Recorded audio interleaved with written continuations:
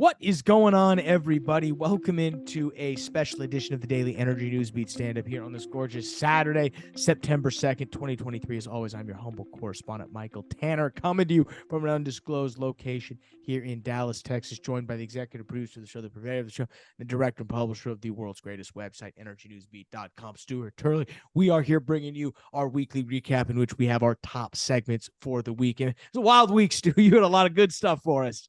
Oh, it was absolutely nutty, man. Now, I'll tell you what, just buckle up. It's going to get weirder. Buckle up, buckaroo, as they like to say. We hope you guys have a great Labor Day weekend. I'm sure the plan for recording is we will probably take Monday off, and we will be back Tuesday to give you guys a rundown of what's going on. So stay tuned, guys. We will see you on Tuesday. I'm going to leave it up to the weekly recap. But remember, before I do that, as always, the stories and analysis so you about to hear, courtesy world's greatest website, www.energynewsbeat.com, Apple Podcasts, Spotify. Subscribe to us on YouTube, guys. We appreciate Stu and the team does a great job of curating this and making sure it's up to speed with everything you need to do. Dashboard.energynewsbeat.com, questions at energynewsbeat.com. I'm out of breath, though. To the weekly recap we go. We'll see you Tuesday, folks.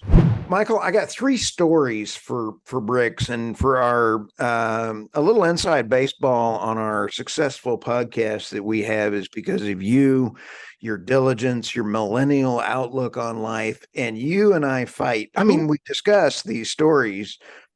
I was looking who you were talking about. I was trying to find to see him. You and I argue or discuss about these stories, and you are always, I have to defend my stories to you. No, this is boom. You always want to boom a story or two. I got three in here on BRICS coming around the corner and China's impacting the U.S. This one is some scary BRICS stuff. I think we need to start from the top, though. So let's start with what happened in BRICS. We've been scaring people for months about BRICS expansion. We've been applying for BRICS. I'm sorry to say we did not get approved into BRICS. Who did get approved? Let's start there. What happened? Okay. Miss Producer, could you we're going to bring in several slides on this for our podcast listeners. The first slide coming around the corner is from our random dude on Substack. And I really like Andrew Korbachev, and he is a Russian PhD now. He just got his PhD.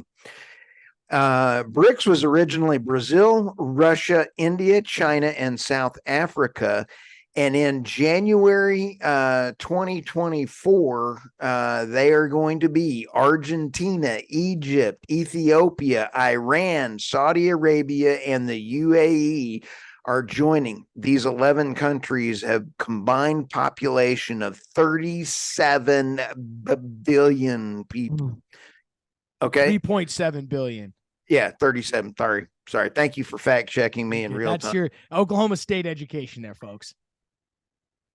I can't argue, dude. They issued me crayons and I programmed in Fortran on a card key punch. So that's insane. So read me that again here. Let me get this right. On top of Brazil, Russia, India, China, South Africa, that's the original BRICS. Now we've got Iran, Argentina, UAE, Saudi Arabia, Egypt, and Ethiopia. How did Ethiopia get in there? I don't know, but I guarantee it. They've got some IR. It's rigged. The election was rigged.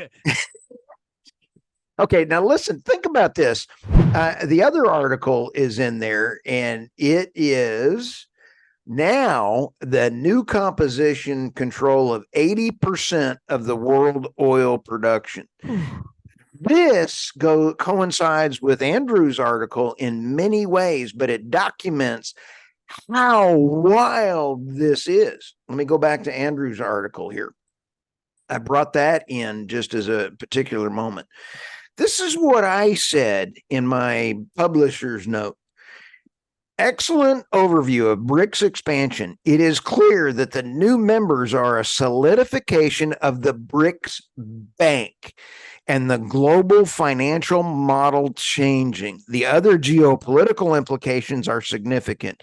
The new BRICS bloc will control over 80% of the oil and gas reserves. This is effectively ending the United States' ability to weaponize the dollar and complete Western culture's falling into decline. I recommend subscribing to Andrew Corbacho's random Substack of the day guy newsletter. He is not found in mainstream media. I don't agree with everything he says, but holy smokes, he brings his A game there. So here's where it gets, he brings up the financial part, Michael, and I want your opinion. The BRICS monetary, and I'm going to call it the BRICS block because this is not BRICS plus. I'm calling it. I created the BRICS block because it's now a block of BRICS. Pretty good pun, but it's the financial bank is going to be most likely the yuan. And it's also going to be kind of like the McDonald's playground, because if you want to join BRICS, you're going to join the BRICS monetary system.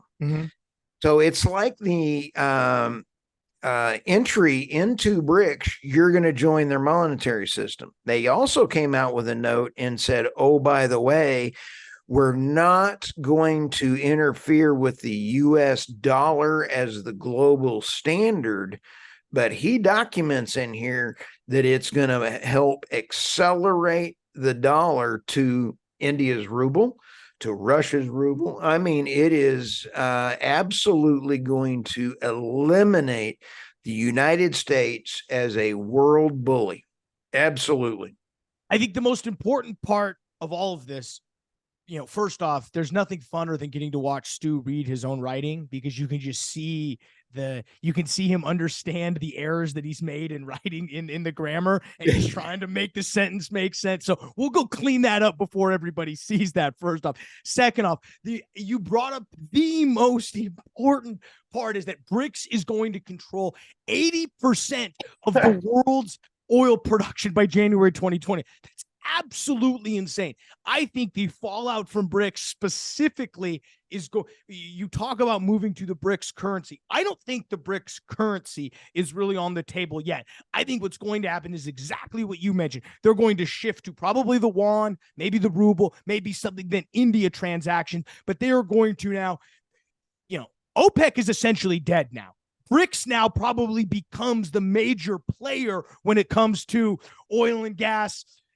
Prices go up, prices go down, and now there's other interests. It's going to be interesting, including Ethiopia in there, Argentina, now you've got, obviously Brazil was in there before Saudi Arabia, but how does Saudi fit in with all of this, specifically with the other geopolitical things around there? I think it's critical that the United States begins to increase its oil and gas production, because this is going to become a problem in the near future if they decide to be like, well, no, we're good on oil. We're good on sending on shipments to the U.S. Hey, we're good on this. I mean, we get a lot of our oil from around the world. I mean, yes, Canada and the United States make up the majority of our own domestic consumption, but we still rely on other things. Europe, I think, is in trouble.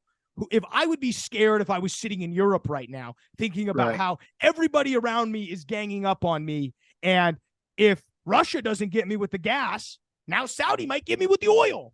I'm going to throw this squirrel in. Okay. It is a very ugly squirrel with big teeth. And so you've got, not only do we need heavy oil because of our refineries, if we had the Keystone Pipeline, this might not even be an issue. It is that significant. So when you take a look at heavy oil, Brazil, we are sanctioning the snot out of Brazil. Brazil is where we have to get a lot of our heavy oils. Then you take a look at India, Russia, China, and everybody else on this. Who are we sanctioning around the world, Michael? Iran, Saudi Arabia. Everybody in BRICS. Everybody in BRICS. This is 100% the cause of the U.S. Period. All I want to know is, why did our application to BRICS get denied, Stu? What did we do wrong? They did not like my President Biden imitation. They thought I was too close, and they thought I was They thought I was okay when I was imitating Putin. Made in Germany, fueled in America. When we sit back and we take a look at what the price difference is on natural gas versus what natural gas is in the UK and the EU compared to the US, this is frightening. And when the EU lost the Nord Stream Russian imports, it is absolutely bonkers. European gas futures predictably relinquished recent gains as fears from Australian LNG strikes receded after Woodside Energy struck a tentative deal with the unions. The most interesting EU gas story last week was BASF deal to import US LNG from Cheniere. We like that, which could save the German chemicals plant as much as 4.8 billion compared to buying gas at European wholesale prices. Wow. You know, that is just absolutely nuts. Typically deals are struck just like this one, BASF. They had to shut down last month. BASF just had to shut down a fertilizer plant, which again snowballs in the whole energy cycle of problems for food, inflation. The world revolves around energy, and this is another example of it. At the close in the different ports or different hubs, Henry Hub is 266. Just as a price for natural gas. The JKM and the TTF and the NWE LNG, those are all between 1196 and 13.46. Tells you that there is a significant difference and an incredibly amount of difference between the US and what the UK has to pay for natural gas.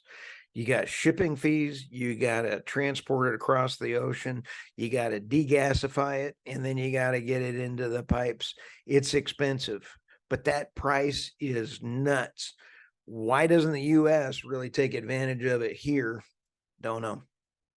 But anyway, in 2019, the world was awash with gas. I love the way they said that. The cost of liquefying and transporting it, there were, I believe, 29 different 67 cargoes had to be canceled because of COVID and the lack of purchasing.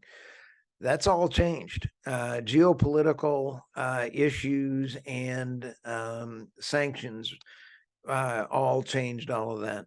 So you got to love Cheniere. You got to love LNG. You got to love the great United States energy machine. Let's go to power grids, baby. America first. And we need America first, especially in this power grid. Ed Ireland. I got to give a shout out to Ed Ireland. I was trading emails with him today. This is out of his Substack. We're facing more extreme. This is out of this is Robert Bryce, who was on our podcast as well. If we're facing more extreme weather due to climate change, it would be insane to make our most critical infrastructure dependent on the weather. We need energy and power systems that are weather resilient, not weather dependent. Robert Bryce. That's a great quote. ERCOT, as Ed Ireland brings out in his Substack, everybody's kind of looking to the Texas ERCOT because we have the largest wind in the United States. We have a ton of solar. We have a ton of natural gas. We have nuclear. We have coal. We got it all. We're bigger. We're better. We're better looking in Texas than anywhere else. Here's the gotcha. Let's go down to the chart, Michael. The fuel mix. Take a look at that mix, Michael. Why don't you go through that here? It's solar, 12 megawatts, wind, 10 megawatts, hydro, 478 megawatts, 10,000 megawatts, 478, power storage, 447, other. Is that people riding their bicycles or yes, that's squirrels. Squirrels, thank you, on a little windmill. Natural gas, 53,000. Coal and ignite, 14,000. Nuclear, 5,000. So you sit back and kind of go, wait a minute, if you eliminated natural gas and coal, we'd be screwed. Well, yeah, of course. I mean, you would obviously increase your solar and wind. It just goes to show that having dispatchable backup is critical when you don't have solar, wind, or hydro or other. When the squirrels start running, I haven't necessarily. I will admit, ERCOT's been okay this summer, even in some of the hotter days. I mean, there have been some minor issues going on, but not as bad as we would think. No, let me throw these numbers out at you, Michael. I think Ed Ireland did a great job.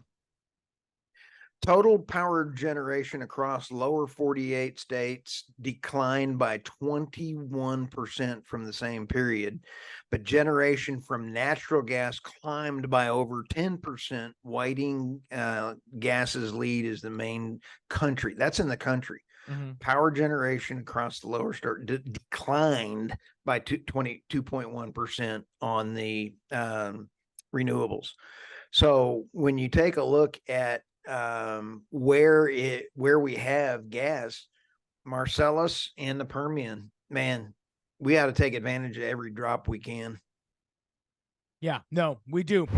Speaking of good things, oil and gas success in Texas and New Mexico. What does it mean for renewable energies? Let's go through this one. This one's got stats out the wazoo. In the Permian right now, USA makes 13 million barrels per day out of the Permian. 90 BCFD out of the Permian. That's a lot. It's a lot of gas. Yeah, man. Now, pull my finger. The real question is, have we reached peak? When's peak Permian production in your mind? That's the real question. So it's 13 million a day. Producer, if you can go ahead and fly those top two charts off, oil production and natural gas production. Is it at the top, Stu? Have we reached it? I don't think so. You think I think there's more? I think there's still a lot more in there. And I think that there's new technologies coming around the corner. I don't think we've seen peak yet. Yeah. You don't think we've seen peak? 5.5 million out of the Permian. Love that. That's what over, it's like 40% of all the oil we make. It's crazy. It is a ton, dude. Now, when you sit back and take a look, there's some other things in here. Texas, the number one state, has 4.6 times more crude production than New Mexico. Texas as a country was number 4th in world oil production. Go Texas. Yep. Renewables production is less than 7% of total energy production in both states, meaning oil and gas dominates, as expected, the Permian for the energy. But Texas as a country ranks number 5th in the world with wind production. Wow. Texas is an example of how both wind and gas should play hand in hand, now, to be honest. Now, I have my issues with ERCOT. Of course, everybody does. They're not that smart. But there is something to be said about Texas is on the path to making both of them work. Right. Now, later on in the article, it says the reason that Texas has gotten so good or has such a base is because they've been doing it since 2002. And Governor Perry is the reason. And I'm going to throw this out. We're scheduling him and Alex Epstein. We're coming up with both of them. They haven't talked to each other in a long time. We're sneaking that bad dog out there. We got both of them coming on the show. Love that. Love that. Podcast. All right. So you sit back and take a look. Texas does it right. Our energy costs are half of what California is. You can have your renewables, you can have your nuclear, you can have your coal, and you can still do it right. You can have it all. You can have your cake and eat it too.